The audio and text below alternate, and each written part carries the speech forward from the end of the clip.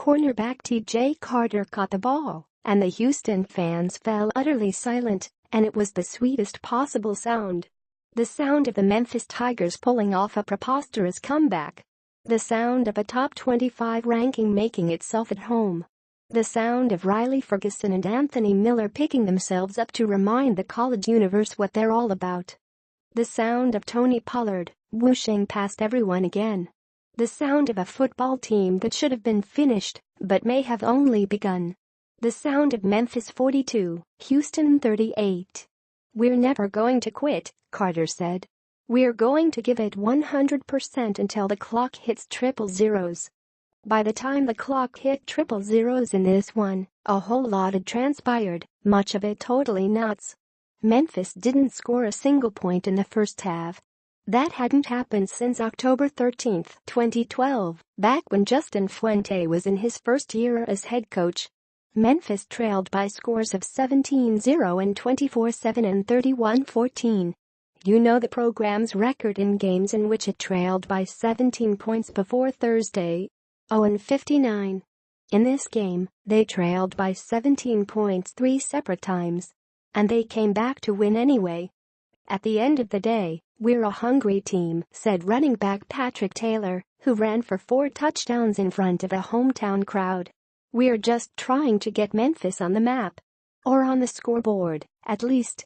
For much of the Houston game, Memphis fans would have settled for that. When Houston coach Major Applewhite froze Memphis kicker Riley Patterson with 3 consecutive timeouts at the end of the first half, after Patterson nailed 2 field goals from 52 yards, Patterson missed the one that finally counted. It seemed like a futile pursuit. But then the second half began, and, oh, what a thing of beauty it was, and by beauty I mean relentless execution and resolve.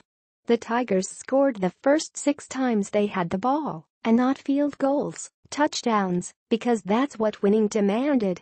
But every time they scored, it seemed Houston would score too. Taylor ran it in from 2 yards out to cut the lead to 17-7 at the start of the half. The very next drive, Houston scored to make it 24-7.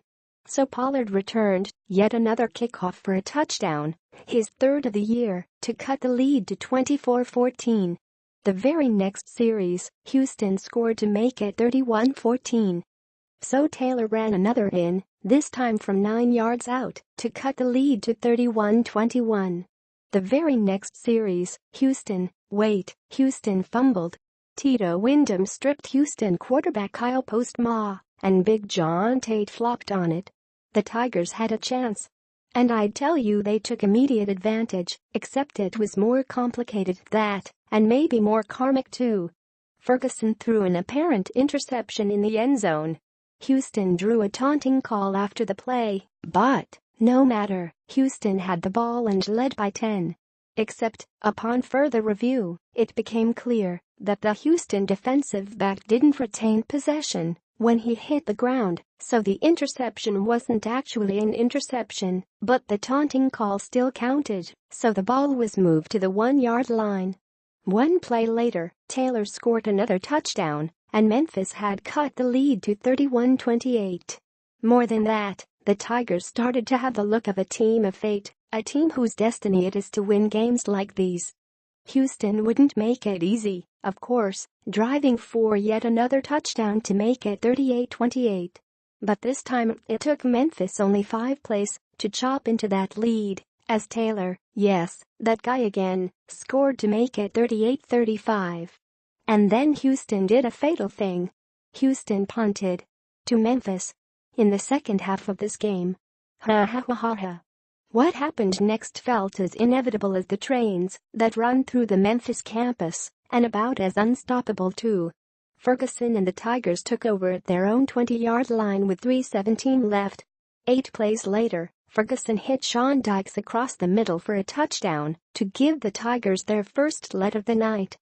It would prove to be the winning touchdown, but not until Carter, who may be the best thing to come out of Nashville since David Vaughn, forced a fumble that Memphis recovered and then picked off that pass to clinch the win and silenced the crowd. In the space of 6 days, Memphis had beaten both Navy and Houston.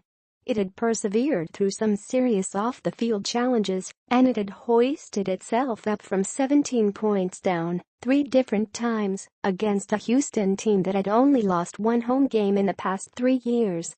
Nobody knows where the season will lead. Likely to the American Athletic Conference Championship game and maybe beyond.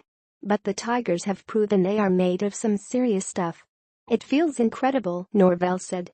We tell our guys, just keep playing. It's working beautifully so far.